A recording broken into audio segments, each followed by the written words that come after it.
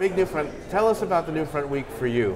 I mean, it's been great. It's like New Fronts is just to see how it's grown over the years is always exciting. I feel like every year there's somebody who's come in, some bigger announcement. You know, so many new players. This year we're super excited that we announced a show with Refinery 29 called What We Teach Girls that we did in conjunction with Maker Studios and our partnership with them. So to be able to have this show that's going to go out, reach 175 million women around the world, I am ecstatic over.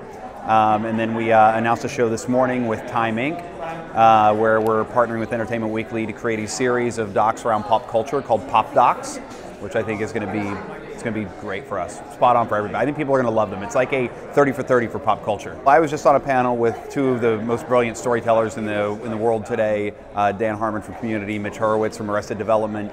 And the conversation revolved around branded content, getting brands to back smart content, innovative content, different ways to tell stories. And I think that that's what skip ads means. Ads means 30 seconds don't work. You know, the way you try to connect with consumers in the past is very different now.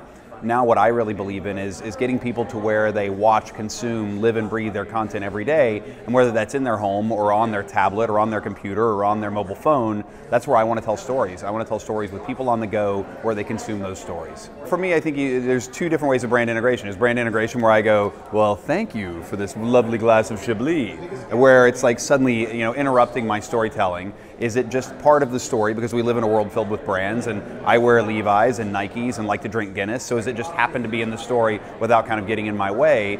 Or is it just a brand suddenly becoming the studio, which I think is the next step? Is like, there's no difference between, in my mind, Columbia Pictures or Netflix or Amazon or GM or Pepsi presenting something so long as they're not kind of influencing the creative with kind of their brand identity.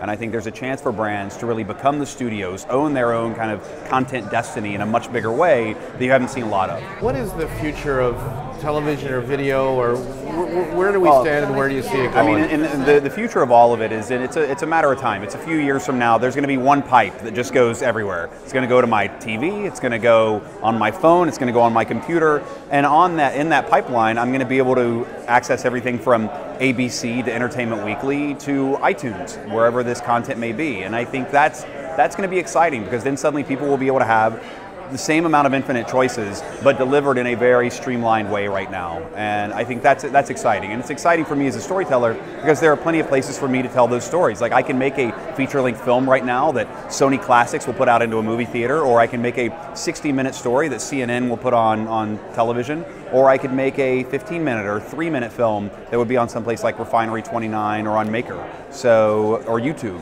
So I think for me as a storyteller, it's an exciting place because now I can tell stories everywhere. And I think brands can play a valuable part in that in helping to make those stories happen.